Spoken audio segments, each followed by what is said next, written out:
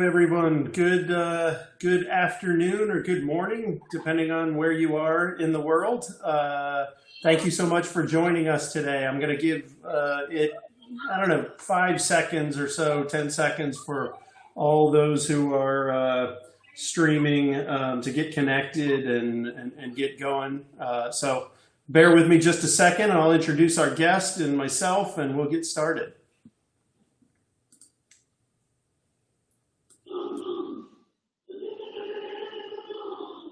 All right, that's probably enough time for everybody's screens to get connected. Hey, thank you so much for joining us again, wherever you are in the world. We really appreciate you taking the time. I could not be more excited about today's guest and the topic and the all the information that we have to share with you. As you can see here, I'm joined from his home somewhere in the world. I won't say what city, by Neil Patel. I'm Rick Carlson. I'll tell you, I am from Gainesville, Florida. I'm the founder of SharpSpring. If you are not familiar with SharpSpring, we're a marketing automation company. We work with more than 2,000 digital marketing agencies around the world. And if you want to check us out, needless to say, we'd love to hear from you. That's about all we're going to talk about SharpSpring today, because today we've got a fantastic guest, Neil Patel. I'm sure many of you know Neil. All of you probably know Neil, but I'm going to list some of his accolades. Neil is a New York Times best-selling author. He is a leading web influencer, according to the Wall Street Journal. He's Forbes' top 10 pick for top 10 marketers in the world. He's been recognized as a top 100 entrepreneur under the age of 30 by President Obama, and a top 100 entrepreneur under the age of 35. Neil, you're getting older. By the United Nations. I have to say those credentials are almost as impressive as my own. So, keep working at it, and someday you'll achieve everything that I have. I love it. But yeah, it's funny because as you're reading them off, I was just like, I'm no longer 30 anymore. And I'm like, I'm about to overtake 35. So I'm like, I got to read my bio.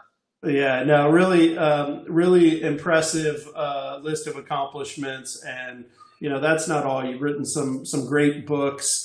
We're actually going to be giving away signed copies of your book to those folks that get on a demo with us. So we'll talk about that a little bit later. If you are joining us on a live stream, I want you to know this is the first of a 14-part series where we have people like Neil, and next week we have David Baker.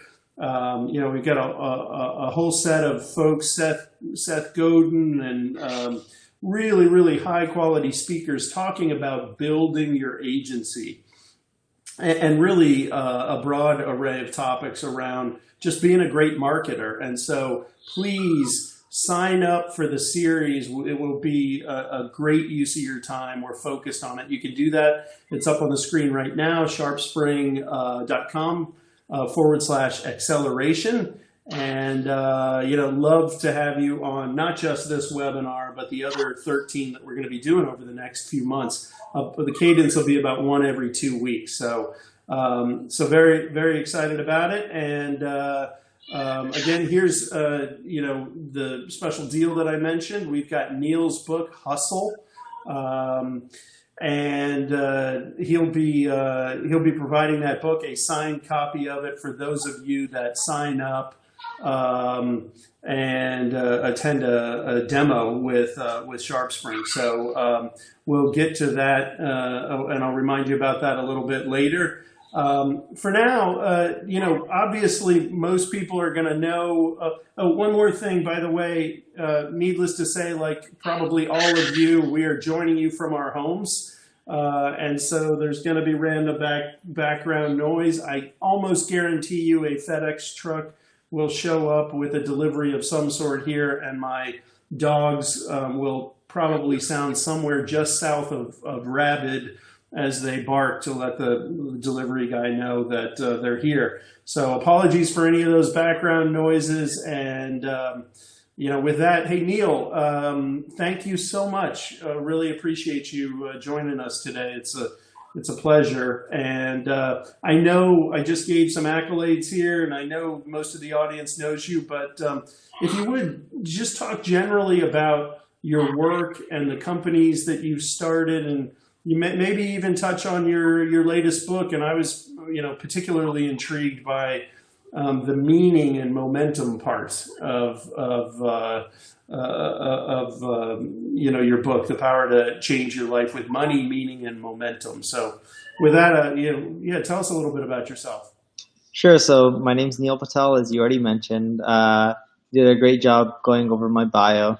A lot of it is just fluff. I'm honored with a lot of the awards and stuff like that. But majority of my career I spent in marketing and just building MarTech companies. I've done everything from, I got my start in the ad agency world, so I had an ad agency. Then from there I got into software. I built an analytics company called Crazy Egg. Then I created another one called Kissmetrics. Kissmetrics didn't end up working out, raised some money, lost it all. And did a few other companies in between. Have an ad agency called Neil Patel Digital. Have a few software companies like Uber Suggest. But yeah, I've just done quite a bit over the years, being in it for almost 17, 18 years now, adds up to a lot of time. And I also wrote the book Hustle, as you mentioned. And if you want to figure out how to hack life, grow faster, succeed, the book is a great way to help get you kickstarted. Hey, thanks for that. We did something with Crazy Egg very, very early on at SharpSpring, and I mean really early on, and I think the Crazy Egg interaction that we had maybe led to our first 5 or 10 agencies. We have like 2,000 agencies now, and I mean. So I have sort of fond memories. Not that, Crazy Egg's obviously still around and so forth, but fond memories of my interaction with Crazy Egg as well. So pretty neat. And for our guests here, I have to tell you, it's refreshing that somebody comes in and says, "Hey, I just had this company, Kissmetrics. It didn't work out, and I lost all my money." I love the genuineness of it, and I think that's where real learning comes from, when people are open and honest about their successes and failures and what they've learned along the way. So thanks for that. Another fun fact, we were talking right before this. I started out as a bag boy at Publix in my teens, and you worked at an amusement park. I think you said picking up trash when you were a teenager, and now you're one of the best known digital marketers out there. Why do you think that happened, and how did it happen? I believe hard work goes a long way, especially manual labor. When my daughter grows up, I want her to experience something similar. Just picking up trash, cleaning restrooms, sweeping up vomit. It's a shitty job. But it teaches you the concept of hard work and what it feels like to make an honest dollar. And life isn't easy for most people. And I believe if you can grind it out, do jobs that suck, that most people wouldn't dare to do, then you can succeed in almost anything in life as long as you put in the effort, time, and energy. Yeah, I couldn't agree with you more. I've said that being a server, a server at a restaurant, is incredibly valuable experience, because it puts you in this position where, as the name implies, you're serving other people and essentially beholden to their satisfaction. And it creates a mindset that, you experience firsthand with every table that you serve, right? So it's fun that we have that in common. Great. So another interesting thing about you is that you focused on small businesses. That's what we do at SharpSpring, right?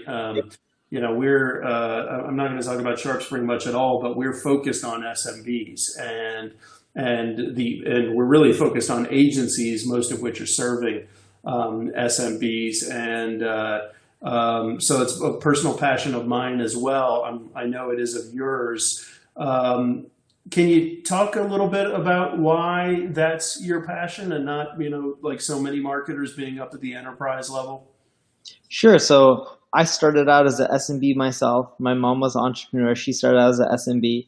And, we do work with the enterprises, but it really is, and we love that as well, but it really is rewarding working with the SMBs and changing their lives, right? Because it's like you make a enterprise 2, 3, 5, 10% more money. It's a ton of money, but you make a small and medium business a little bit more money. It can change their lives, right? It doesn't necessarily change the lives of the enterprise, but the small and medium business, you make an impact. And I remember one of my first moments, and this isn't even considered an SMB. This would be considered a mom and pop.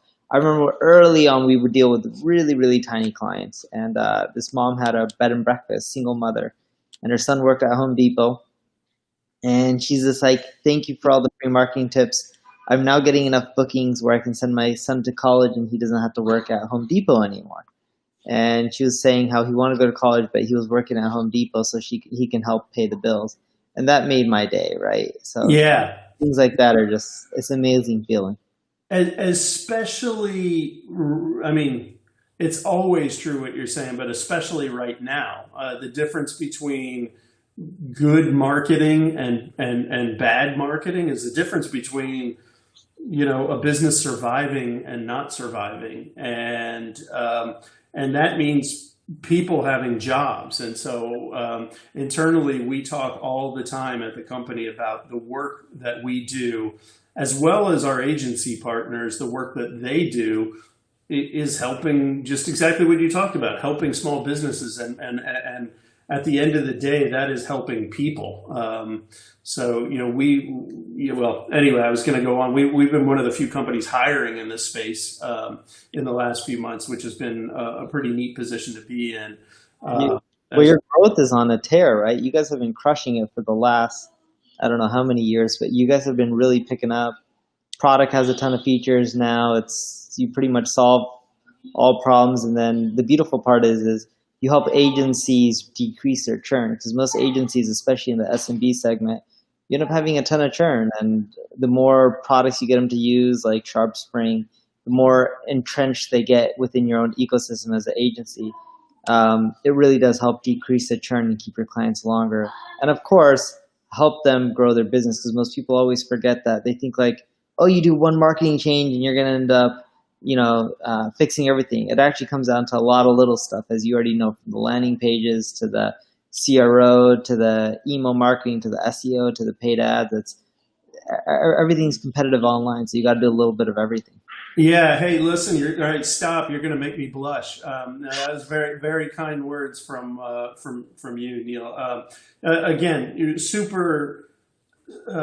Gosh, just every day, super appreciative to be here. We started our business 6.5 years ago, and helping other businesses is pretty neat to be even interviewing you and going through this. Okay. Well, you set up a nice. I got one more question before we get to the topic. Today, but like at heart, it feels like you're a teacher, more than anything. I mean, you got blogs and podcasts and your YouTube channel and all. First off, you think that's fair? Is that how you view yourself? And then if so, like, what's your favorite channel? And just tell us a little bit about that. Sure. So I definitely do educate and teach a lot. I think it comes from my mom. My mom was a teacher. And she taught me that knowledge is priceless. You always want to keep learning more, and you always want to keep helping others and teaching others. My favorite channel is a blog, because you can then control your own destiny, and you deal a little bit less with algorithms. You still deal with them. But I think the web has really moved to omni-channel, in which you got to do the YouTubes, you got to do the podcasting, the Instagrams, the Facebooks, the blogging, the SEOs, the paid ads. You got to do a little bit of everything. And when you're small, start off with 1 or 2 channels and then eventually expand into more and more. But, the web is saturated. And what I mean by that is you used to be able to build a big company with one channel. Facebook grew through the email invite flow. Dropbox grew through social media, share this on Twitter, referral programs to get more space. Pinterest grew through SEO very early on, and so did Yelp. But one channel nowadays doesn't make a business because it's saturated. You can't go and create another Facebook, have an amazing product, and just go through email invite flows or just through SEO or just through paid ads. And the reason being is, there's more being spent online for marketing than there is on television ads. Look at Google and Facebook, they're much larger companies. It's so competitive that you have to go omni-channel. Yeah, no, I think that's right. And the channels have to support each other, right? And if you're trying to do one thing and your competitors have an integrated approach, I mean, they're just converting better because of it. And so you're exactly right. Every individual channel is saturated, it feels like, and highly competitive. They're all in one way or another sort of auction environments, whether you're actually bidding on a click or bidding for somebody's attention span in their inbox. It is an auction environment, and you've got to execute really well, which is why we're talking about what we're talking about today, specifically how to optimize conversion rates for your clients, because we're talking to a bunch of marketing agencies here. So, here's a question: where do most people get conversion paths and conversion rate wrong, and what can they do to improve? Yeah, so most people think it's things like I got to do. You got to eventually A/B test to try to improve your conversions, but most people think that I gotta create amazing copy or do this one tweak. It's no longer changing the color of your button is going to drastically improve your conversion. Sure, if you're using red everywhere and your button color is blended and no one can find it, yes, then maybe changing a color is going to really help boost conversions, but no one's really doing that these days, right? Yeah. People have a sense of, hey, this is good UX, this is good design. The big mistake I see agencies making is they're not doing multiple things to boost their conversion. What I mean by that is, do you have the correct landing pages that adjust the copy for the people coming to the page? Are you tracking each user specifically, assuming you're following GDPR rules and whatever laws the US or other countries have? And adjusting what you're showing the person and personalizing things. There was a copywriter, Frank Kern. He's an amazing, brilliant copywriter. Learned a lot by just reading books by Ogilvy, right? The old age marketer who said, 80 cents on the dollar gets spent on the headline, which he's totally right. And when you think about it, just most people are trying to optimize copy or some element. And although that's great, it's about having the touch points in all parts of the funnel. So That's for right. example, let's say someone added products to a cart, but they didn't complete it. Sending them an email then to get them to come back, great. Is it going to 10x your business? No, but that every little bit adds up. We consider it marginal gains. There's a British cycling coach called Dave Brailsford, and won the Tour de France with his team many times. And everyone's like, hey, what's the secret of winning? And he's just like, look, it's all the little stuff that adds up. It gives you marginal gains. And what he means by that is, everyone's training hard. But if you're not comfortable when you're pedaling that bike, you're not going to do as well. If you didn't get a good night's rest, Yeah, I know. as well. So little things that add up. The pillow, the shoes, the seat. It's the same thing in your business. You got to do all those little things. What was the name of that guy again? Because I know exactly what you're talking about, and I saw it very recently. The guy controlled absolutely everything, like the way people were tying their shoes, and it was remarkable. And I think it's a fantastic analogy or example of what you're talking about. It is executing across everything that you're doing and making incremental gains everywhere that adds up. Dude, what was the name of the guy again? Dave Brailsford. Guys, if you jot it down, Katrina, I don't know if you can look that up in the background. Katrina's producing this for us here, and throw that person's name up there. But it's a Really, really interesting thing. Totally off the topic of marketing, as Neil described. It's about biking teams and the tour, but it's worthwhile for sure, and really emphasizes the point that Neil is making. In our platform, and I mean marketing automation platforms. I'm not talking about SharpSpring, HubSpot, Marketo. One of the most underutilized tools, is the personalization, dynamic content, we call it, being able to. Oh, my FedEx guy's here. Can you hear you hear it? Yeah, I called it. FedEx is there. I called it. It's one of the most underutilized parts of the platform, but it is the power of personalization that leads to conversion, right? When you can sort of simulate a one-on-one conversation with somebody that you might have had back in the 60s in a face-to-face sales call, but now you're trying to do that on the web across thousands of website visitors by personalizing and giving people exactly the right information at exactly the right time. That's the key. That's one of the keys to conversion, right? So, right there with you. Great answer. Look, all of our agencies in one way or another are charged by their clients with bringing more traffic to their website. So even before conversion, even before you get people, to the website and convert on site, you've got the challenge of getting people to your website. And I know you've got you're entrenched in SEO. Can you tell us a little bit about that? Do you have any advice for our agencies? Yeah, sure. So the biggest thing right now is how much amazing content can you end up producing? And the reason I say amazing is there's a few things. Well, first is Bill Gates once said content is king, and he's totally right.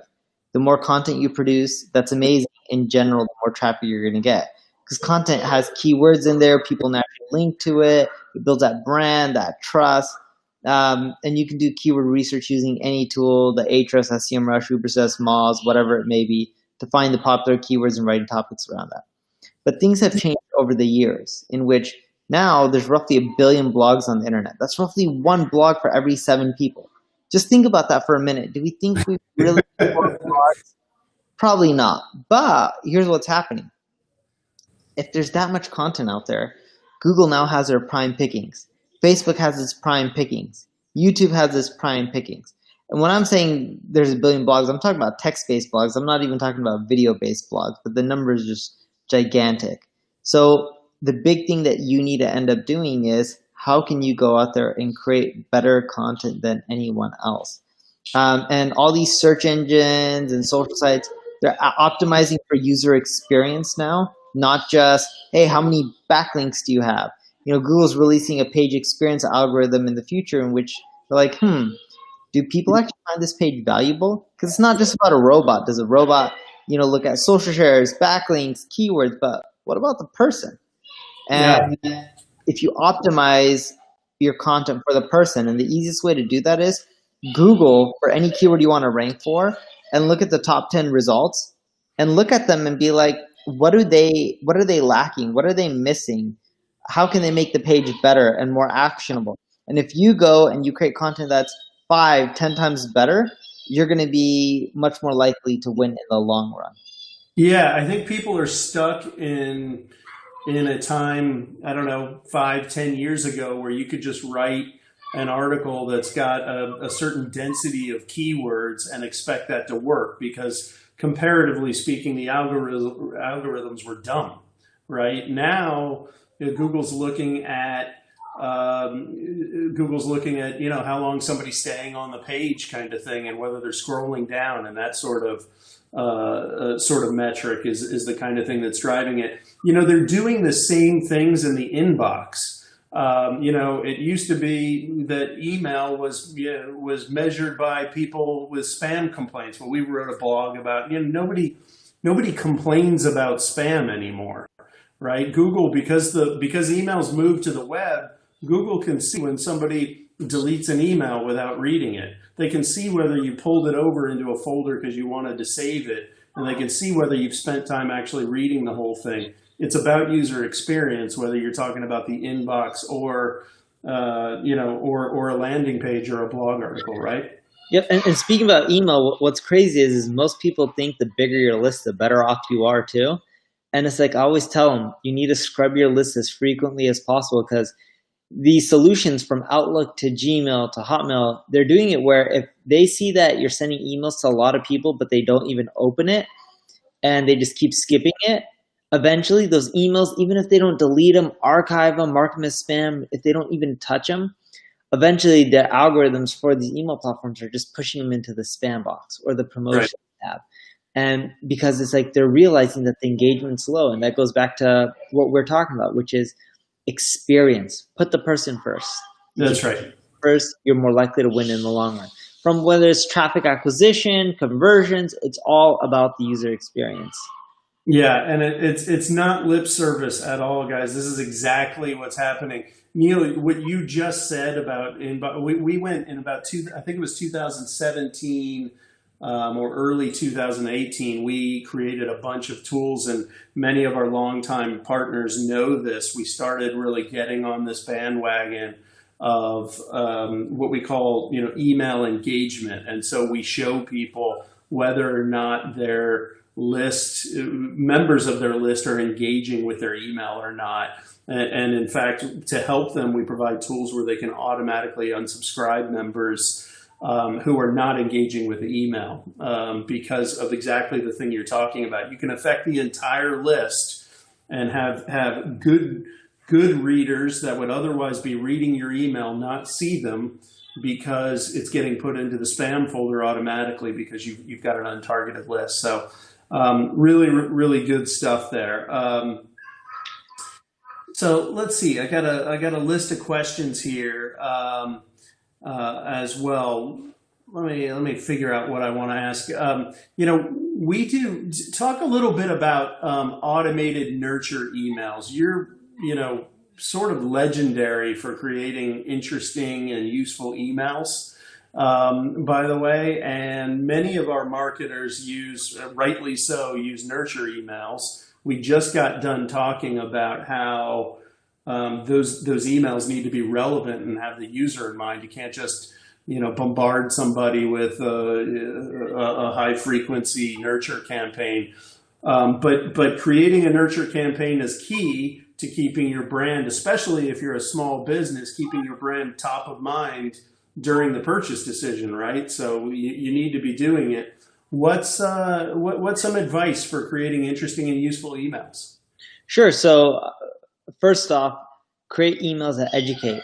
If they can help people when they can read it and say, oh, I now know what to do and I have the steps 1, 2, and 3 and I can go implement it, your emails are going to be much better off and they're much more likely to read your next email. The second thing is your content educational? I mean, conversational, not educational. The first Yeah.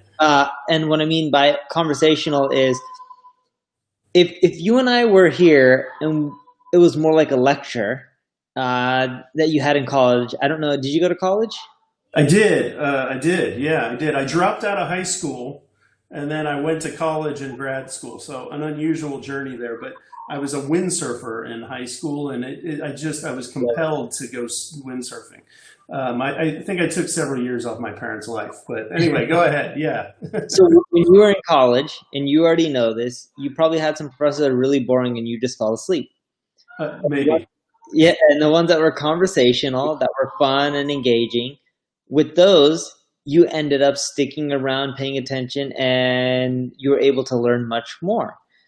It's not that their information may be better, it's just that the way they taught it to you, right? So having that conversational email is much better. And what I mean by conversational is using the words you or I within your email, make it much more conversational, such as, let's say someone has a client that teaches and sells yoga product, right? And the email title, I'm making this up, is like 101 ways to do advanced yoga for beginners. And Yeah. you see, and then I'll start off the email like, you see all these crazy advanced yoga poses, but why do you have to wait to do them? Who says you need to be a yogi for 5 or 6 years before you can do them? Wouldn't it be great if you could just learn them and do them now as a beginner? And then you can dive into them and like, well, there is a way. And I'm going to show you 101 advanced poses that you can use as a beginner.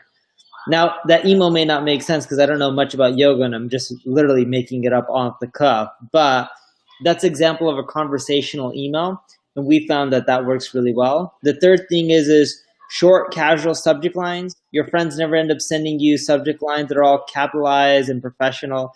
A lot of it is just personalized, like, Rick, comma, and then you can say your statement or whatever it may be, or like, hey Rick, you got to check this out, or this is how you can grow your traffic, Rick. Like, these are all um, more casual, simple subject lines. They have high open from what we see. So I would start there, and then with your emails, a lot of people like using fancy email designs, and there's nothing wrong with that. And every once in a while, you should use them and test them out. But we find that text-based emails in most cases have amazing and much better deliverability and less chance of them going into the spam or promotions tab.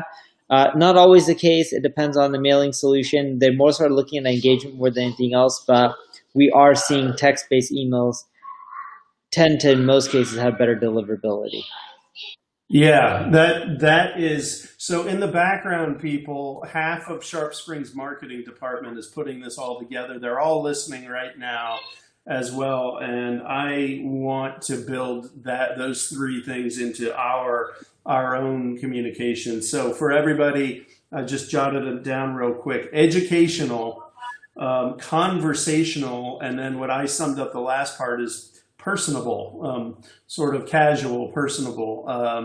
I think, the great news is these text-based emails are just so much easier, right? As well. This is one of the areas where the right thing to do is actually easier than putting together this beautiful, well-designed newsletter type of email. So let's all do it. That was absolutely fantastic. All right, I think it's probably time here to go to, we got another 15 minutes or so, and we've got several questions from attendees. Katrina, were we putting up a slide real quick just to remind people about things before we go to attendees? How about that? It's as though we rehearsed this. Thank you.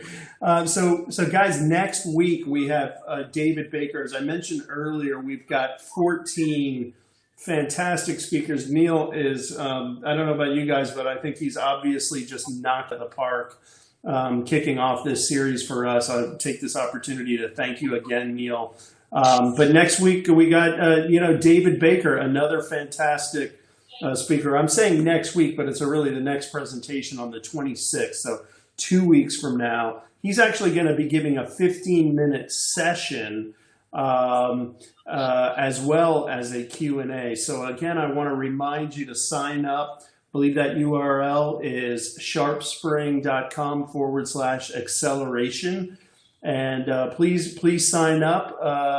And join us for all of these. Yep, it's up on the screen right now. So join us for all of these. I also just want to remind you that you can get a signed copy of Neil's book, Hustle, and the power to change your life with money, meaning, and momentum.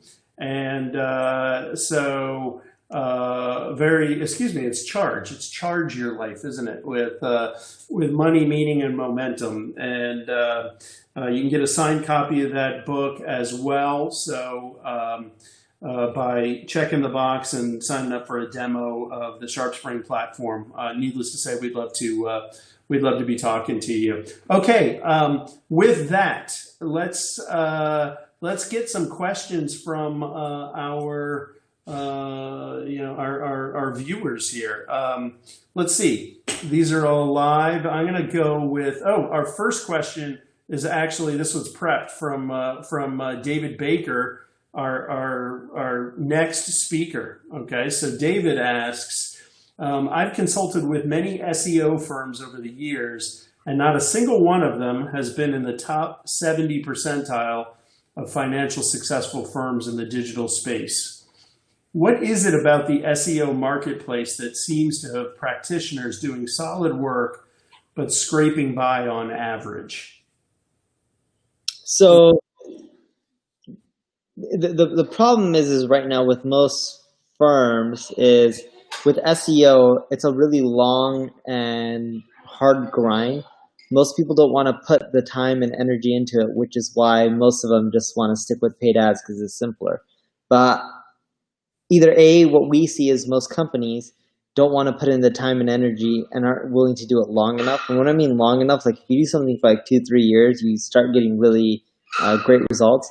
And then the second thing is people are just doing SEO for the sake of doing SEO. A lot of the practitioners, instead of being like, how do I provide more value than my competition? How do I create better content? How do I create a better experience?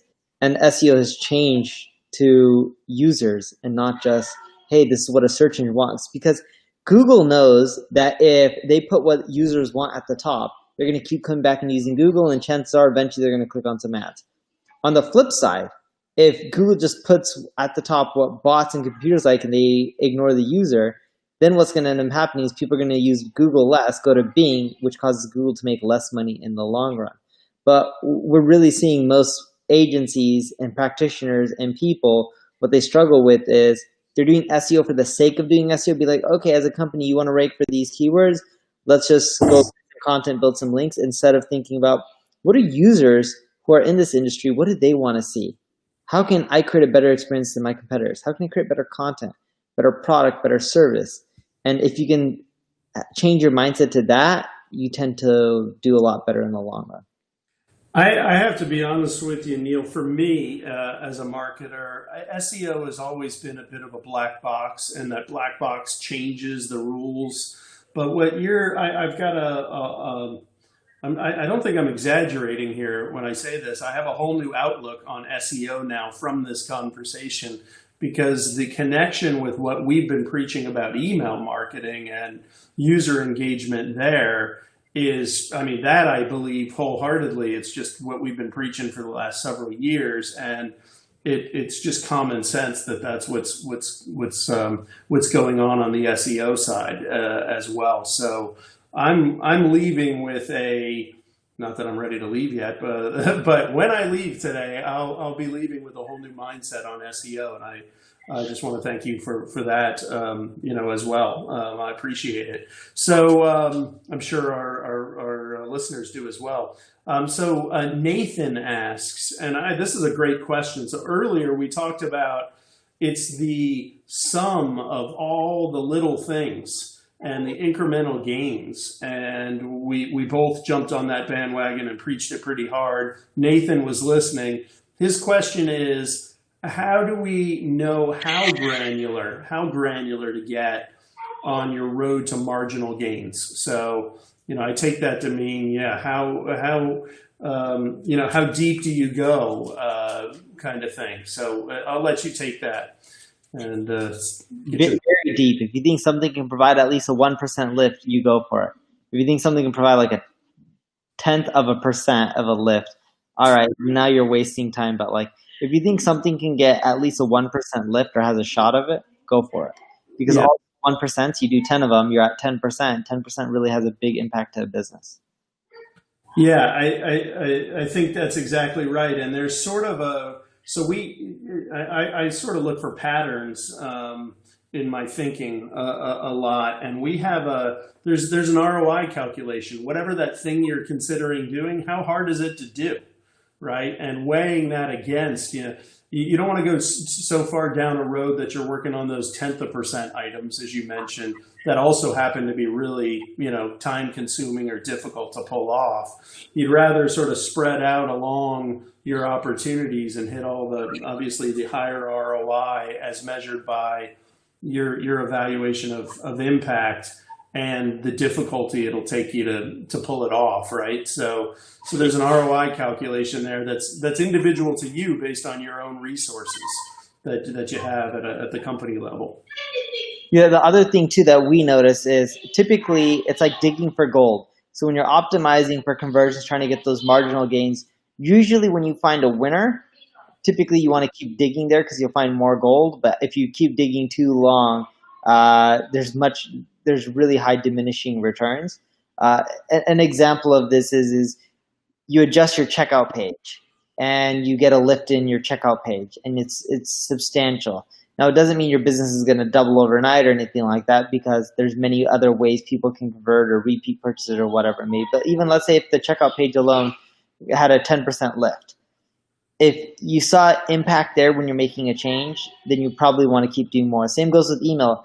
If you start adding autoresponder sequences and you're just like, wait, we're noticing we're getting more sales just because we did an autoresponder sequence. Well, that usually means if email is generating more sales, personalizing your email, trying to fine tune your copy, and continually digging there and trying to do a few other things will also usually provide this as well. Yeah, absolutely, absolutely key stuff. Great answer as usual here. So these questions are coming in, and I'm trying to pick them in a way that gives us a continuous conversation here. Somebody, just because of the name, Content Ninjas, has asked us, any tips for a client with very little content or disorganized content and planning out their first chunk of conversion optimization content with them? So when you're planning out your first chunk of content, the way I look at it is I wouldn't optimize it for conversions at the beginning. I would optimize it for relevant traffic.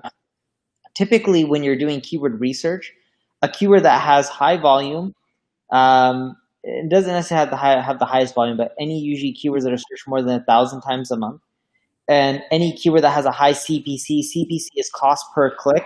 So that means if someone was to bid on that keyword and go after it for ads, they would have to spend a good amount of money. The higher that CPC usually means, the more conversion oriented it is. So with your first group, you want to focus on keywords that have good traffic and have high conversions, or high CPC, and then end up writing content around that and just educate and help out. Now, what you'll find is writing content to drive conversions right away is really hard to rank. A good example of this is if you go and Google auto insurance, the pages that rank organically have a lot of details on auto insurance and go into the specs, how it works, what it is, state-by-state basis, etc. The paid ads just have a screen and probably has very little words, and it just says, enter your zip code to get started, right? Because they're optimizing for conversions. Right. If you want to rank organically and get those visitors, you gotta first put out content that educates. And then from there, you can focus on the conversion stuff by doing things like having sliders, pop-ups, call to actions within your text that drive people down your conversion funnels, or collect emails and then you convert them indirectly. But having your content focus mainly on conversions when you're trying to rank it organically is going to be really tough, because what Google is trying to rank is more educational based and less conversion based content. Yeah, that makes a ton of sense. So thank you there. There's a great question here, by the way. Dogs barking. It's a madhouse over here. Great question that Paul asks that I absolutely know many of our agency partners are dealing with. We've been talking a lot about web conversion, and very often people think that web conversion sort of requires high volume in some way, right? And traffic and so forth. So, the question that Paul asked specifically, and I have an answer, but I'm much more curious to hear yours. At what traffic levels do you worry about focusing on conversion rate optimization? That's Paul's question. Typically, when you're getting at least 5,000 or 10,000 visitors a month, when you're getting a few hundred visitors a month, unless it's to pages that are driving a ton of conversions. What I mean a ton of conversions is like usually when you're getting less than 500 or 600 conversion points, whether you're optimizing for emails or checkouts, it gets really hard to do testing. And the reason being is it takes a long time to get to statistical significance, and you need a lot of volume. And if you want to do conversion testing beforehand, optimize for something that's easier to collect, such as an email, a button click, or whatever it may be. And that's not the ideal thing to do.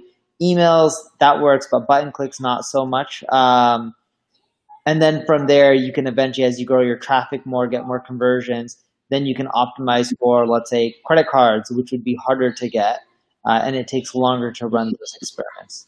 Yeah, great answer, and that's sage advice. I know I wanted to add something to it. It totally supports the idea, but there's another wrinkle there. A lot of our agencies are dealing with B2B oriented customers that might not have 5,000 uniques, and that doesn't mean that you don't do what's really limited is the testing, which is what you said in your answer. You just can't run A/B tests and get to any sort of statistical significance. Correct. But that doesn't mean You can't you do anything, don't. right? Yeah, Exactly. you have to focus on user experience and conversion. You have to do everything. It's got to be more gut feel. It's got to be more what you think and know and learn about what your customers need and want and educate. Maybe gut feel isn't the right word, but yeah, thoughts on that? Yeah, so what I do is when I have very little traffic and I want to focus on conversion rate optimization like in B2B, there's a lot of testing tools out there, from the Hotjars to the Crazy Eggs to VWO to Optimizely. There's even a lot of conversion blogs like ConversionXL or CXL.com or Conversion Rate Experts. And what I do is I start looking up case studies in whatever field, and I start looking at some of the tests that they ran to boost their conversions. And if you start seeing similar themes, like lead capture A/B test, lead capture A/B testing results. Like if you just Google for a lot of stuff, you're gonna have to dig through because there's gonna be a lot of junk. But you'll start seeing similar themes, and we're like, oh, these 6 sites did X, Y, and Z. Different sites are writing about this, and they were able to increase their conversions by Y. So in a general rule of thumb, that stuff has a good chance of working out. So you can start implementing those because they tend to be best practices. Yeah, that's great. So you're sort of hijacking other people's success in that way, the learnings of it. So, something I've never thought about doing. It's clear you've spent a bunch of time thinking about, SEO and conversion optimization. That's another great one. Well, look, we're getting to the end of our time. I'm going to take a stab at summing up what I heard. I mean, there was a boatload of information in here. For me, it's the kind of thing I want to go back and listen to, not having the pressure of, asking the questions, because there's a lot of great content in here, Neil. Thank you again. But for me, I heard comprehensive, multi-channel, supporting one another, user-focused experiences. I mean, if I could sort of sum it up, that means writing content for your website that is user focused. It means that's not enough. Working social and email marketing and drip campaigns, all with that same user focus, the education, the conversational nature of it, and the personalization tips that you built in to all that stuff. I mean, for me, it came together in a pretty clear, cohesive vision of what we should be doing as marketers. Please don't tell me I totally was wrong on Right. that. You got it. And I think that is the key, right? Really focus on the user. Yeah. It's not about a button that's going to change your conversions. It's about what are you doing to make the user experience better. Yeah, I think that's exactly right. Tools like SharpSpring and our competitors are just that. They're tools. If they're in the wrong hands, if you're not practicing some of the techniques that Neil has so gracefully talked about here in the last 45 minutes, then those things are not going to work, right? So the power is in your hands to be great marketers, as it always has been, and I think we got some clear marching orders from Neil today. Wow, what a great first session. This was absolutely remarkable from my position. So thank you so much again, Neil. I want to remind everybody, if you register for the series at SharpSpring/acceleration, you'll have the recording of this call. I already talked about me personally wanting to listen to it more than once when I'm done here. So maybe I'll encourage you guys to do the same thing. Look, fantastic. I think we've accomplished our goal here, Neil. I know we're going to hopefully be talking again in the near future at some point, and I'll look forward to that. Thank you so much. Thanks for having me. Take care. Right. Fantastic. Thanks, everyone. Appreciate you being here. Take care.